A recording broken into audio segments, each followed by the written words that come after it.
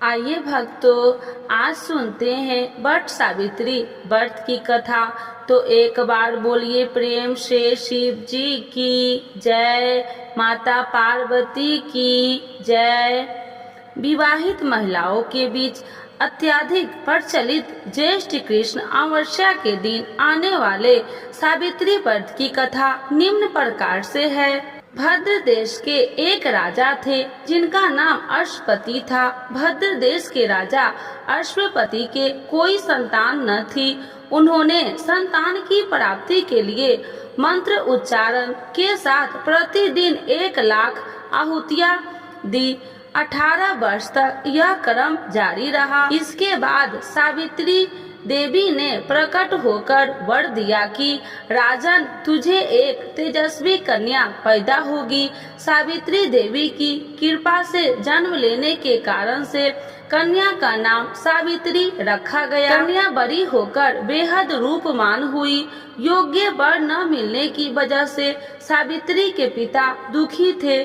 उन्होंने कन्या को स्वयं वर तलाशने भेजा। सावित्री तपोवन में भटकने लगी। वहाँ शाल्वे देश के राजा ध्रुव तेरसेन रहते थे। क्योंकि उनका राज्य किसी ने छीन लिया था, उनके पुत्र सत्यवान को देखकर सावित्री ने पति के रूप में उनका वरण किया। ऋषि राज नारद को जब यह पता चली तो वह राजा अश्वपति के पास पहुँचे और कहा कि हे राजन, यह कन्या क्या कर रहे हैं? आप सत्यवान, गुणवान है, धर्मात्मा है और बलवान भी है, पर उसकी आयु बहुत छोटी है। वह अल्प आयु है। 1 वर्ष के बाद ही उसकी मृत्यु हो जाएगी। ऋषि राज नारद की बात सुनकर राजा अश्वपति घोर चिंता में डूब गए। सावित्री ने उनसे कारण पूछा तो राजा ने कहा, पुत्री, तुमने जिस राजकुमार को अपने वर के रूप में चुना है वह अल्प आयु है। तुम्हें किसी और को अपना जीवन साथी बनाना चाहिए। इस पर सावित्री ने कहा कि पिताजी, आय कन्या अपने पति का एक बार ही वरण करती है, राजा एक बार ही आज्ञा देते हैं और पंडित एक बार ही प्रतिज्ञा करते हैं और कन्यादान भी एक बार ही किया जाता है। सावित्री हट करने लगी और बोली, मैं सत्यवान से ही विवाह करूंगी।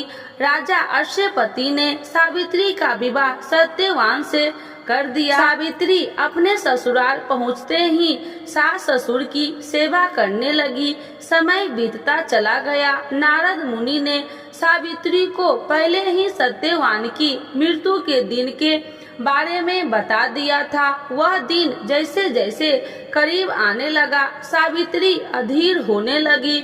उन्होंने 3 दिन पहले से ही उपवास शुरू कर दिया। नारद मुनि द्वारा कथित निश्चित तिथि पर पितरों का पूजन किया। हर दिन की तरह सत्यवान उस दिन भी लकड़ी काटने जंगल चले गए। साथ में सावित्री भी गई। जंगल में पहुंचकर सत्यवान लकड़ी काटने के लिए एक पेड़ पर चढ़ गए। तभी उसके सिर में तेज दर्द होने लगा। दर्द से व्याकुल सत्यवान पेड़ से नीचे उतर गए। सावित्री अपना भविष्य समझ गई। सत्यवान के सिर को गोद में रखकर सावित्री सत्यवान का सिर सहलाने लगी। तभी वहाँ यमराज आते दिखे। यमराज अपने साथ सत्यवान को ले जाने लगे। सावित्री भी उनके पीछे पीछे चल पड़ी। यमराज ने सावित्री को समझाने की कोशिश की कि यही विधि का विधान है, लेकिन सावित्री नहीं मानी। सावित्री की निष्ठा और पति परायण को देखकर यमराज ने सावित्री से कहा कि हे देवी, तुम धन्य हो, तुम मुझसे कोई भी वरदान मांग। पहला वरदान। सावित्री ने कहा कि मेरे सास ससुर वनवासी और अंधे हैं, उन्हें आप दिव्य ज्योति प्रदान करें। यमराज ने कहा, ऐसा ही होगा, जाओ, अब तुम लौट जाओ। लेकिन सावित्री अपने पति सत्यवान के पीछे पीछे चलती रही। यमराज ने कहा, हे देवी, तुम वापस जाओ। सावित्री ने कहा, भगवान, मुझे अपने पति देव के पीछे पीछे चलने में कोई परेशानी नहीं है। पति के पीछे चलना मेरा कर्तव्य है। यह सुनकर उन्होंने फिर से उसे एक और वर मांगने के लिए कहा। दूसरा वरदान। सावित्री बोली, हमारे ससुर का राज्य छीन गया है, उसे पुनः वापस दिला दे। यमराज ने सावित्री को यह वरदान भी दे दिया और कहा, अब तुम लौट जाओ। लेकिन सावित्री पीछे पीछे चलती रही। यमराज ने सावित्री को तीसरा वरदान मांगने को कहा। इस पर सावित्री ने 100 संतान और सौभाग्य का वरदान मांगा। यमराज ने इसका वरदान भी सावित्री को दे दिया।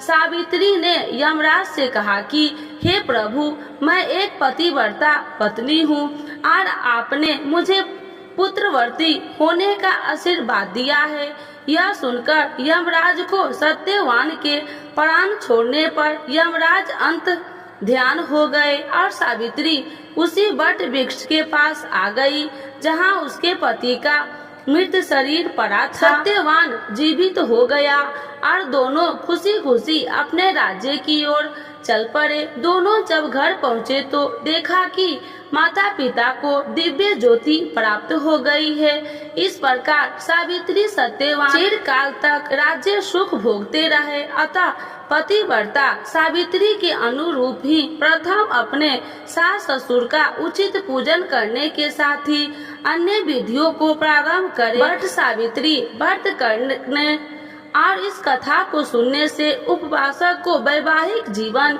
या जीवन साथी की आयु पर किसी प्रकार का कोई संकट आया भी हो तो वह टल जाता है। तो एक बार बोलिए प्रेम से शिव जी की जय, माता पार्वती की जय, सावित्री सत्यवान की जय। व्रत सावित्री व्रत कब है, जाने तिथि, शुभ मुहूर्त और महत्व, कथा एवं नियम। हिंदू धर्म में व्रत सावित्री का व्रत विशेष महत्व है। इस दिन सुहागिन महिलाएं अपने पति की लंबी आयु और अच्छे स्वास्थ्य के लिए निर्जला व्रत रखती है। माना जाता है कि इस दिन व्रत रखने से दाम्पत्य जीवन अच्छा रहता है। हिंदू पंचांग के अनुसार ज्येष्ठ माह के कृष्ण पक्ष की अमावस्या तिथि को व्रत सावित्री व्रत रखा जाता है। बता दे कि व्रत सावित्री व्रत ज्येष्ठ माह की अमावस्या को अलावा पूर्णिमा तिथि को भी रखा जाता है। आइए जानते हैं इस साल कब है व्रत सावित्री व्रत, साथ ही जाने इसका महत्व और शुभ मुहूर्त। व्रत सावित्री व्रत 2024 तिथि हिंदी पंचांग के अनुसार ज्येष्ठ माह की अमावस्या तिथि 5 जून 2024 को शाम 7:54 से शुरू होकर अगले दिन यानी 6 जून 2024 को शाम 6:07 पर समाप्त होगी। ऐसे में व्रत सावित्री अमावस्या व्रत 6 जून को किया जाएगा। व्रत सावित्री व्रत 2024 पूजा का समय सुबह 10:36 से दोपहर 2:04 तक रहेगा। व्रत सावित्री व्रत 2024 का महत्व। हिंदू धर्म में व्रत सावित्री व्रत का विशेष महत्व है। पौराणिक मान्यताओं के अनुसार इस दिन पतिव्रता सावित्री अपने पति सत्यवान के प्राण यमराज से वापस लेकर आ गई थी। इस दिन सुहागिन महिलाएं अपने पति की लंबी आयु और स्वास्थ्य के लिए व्रत रखती है। आइए जानते हैं क्यों की जाती है वट वृक्ष की पूजा। वट वृक्ष में त्रिदेव यानी ब्रह्मा, विष्णु और महेश का वास होता है। इसके साथ ही वट वृक्ष की इन शाखाओं को सावित्री का रूप माना जाता है। इसके अलावा तने में विष्णु जी, जड़ में ब्रह्मा जी और शाखाओं में शिव जी का वास होता है। ज्येष्ठ पूर्णिमा की वट सावित्री व्रत 2024 में कब है? हिंदी पंचांग के अनुसार ज्येष्ठ माह में 2 बार वट सावित्री व्रत रखा जाता है। हिंदू पंचांग के अनुसार ज्येष्ठ पूर्णिमा 21 जून 2024 को सुबह 7:31 से शुरू होकर 22 जून को सुबह 6:37 तक रहेगा। पूजा के समय सुबह 5:24 से लेकर सुबह के 10:38 तक रहेगा। वट सावित्री व्रत का महत्व पुराणों के अनुसार वट वृक्ष में ब्रह्मा, विष्णु और महेश तीनों देवताओं का वास होता है। इसके नीचे बैठकर पूजन व्रत कथा सुनने से सभी मनोकामनाएं पूरी होती है। भगवान बुद्ध और इसी वृक्ष के नीचे ज्ञान प्राप्त हुआ था, अतः वट वृक्ष को ज्ञान, निर्माण व दीर्घायु का पूरक माना गया है। ऐसी मान्यता है कि यह व्रत सुहागन स्त्रियों के लिए बहुत ज्यादा महत्वपूर्ण होता है। जो सुहागन स्त्री वट सावित्री व्रत करती है और बरगद के वृक्ष की पूजा करती है, उसे अखंड सौभाग्य का फल मिलता है और उसके सभी कष्ट दूर होते हैं। सिर्फ इतना ही नहीं, वट सावित्री का व्रत रखने से पति पत्नी के बीच आपसी प्रेम बढ़ता है और वैवाहिक जीवन में मधुरता भी आती है। कहते हैं कि वट वृक्ष में कई रोगों का नाश करने की क्षमता होती है, इसीलिए इस दिन वट वृक्ष की पूजा का विशेष महत्व है। तो एक बार बोलिए प्रेम से शिव जी की जय, माता पार्वती की जय। वट सावित्री व्रत 2024 में कब है? 6 जून 2024 को वट सावित्री व्रत रखा जाएगा। इस दिन व्रत में पूजा के दौरान क्या चीज का भोग लगाए और क्या चीज खाए, आइए आज हम आप लोग को इसके बारे में बताते हैं। वट सावित्री की पूजा में क्या खाना चाहिए? सनातन धर्म में वट सावित्री व्रत का विशेष महत्व होता है। इससे परिवार में सुख समृद्धि आती है। आइए जानते हैं कि वट सावित्री व्रत की पूजा में क्या खाना चाहिए। ज्येष्ठ माह की अमावस्या तिथि 5 जून 2024 को शाम 6:24 शुरू होगी।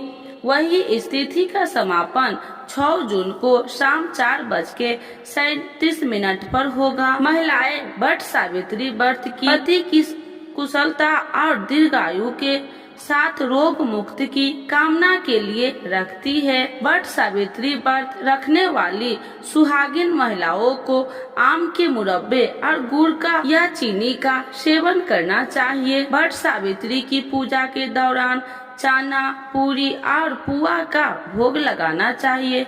इसके बाद इस भोग का सेवन कर सकते हैं। वट सावित्री की पूजा के दौरान बरगद के पेड़ की पूजा करनी चाहिए। ऐसा करने से पति की उम्र लंबी होती है। वट सावित्री का व्रत रखने वाली महिलाओं को बरगद के पेड़ की 7 बार परिक्रमा करनी चाहिए।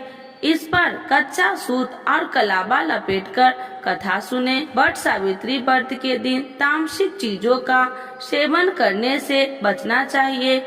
ऐसा करने से पूजा का फल नहीं मिलता है और जीवन में कई तरह की समस्याएं भी होने लगती है। तो एक बार बोलिए प्रेम से शिव जी की जय, माता पार्वती की जय।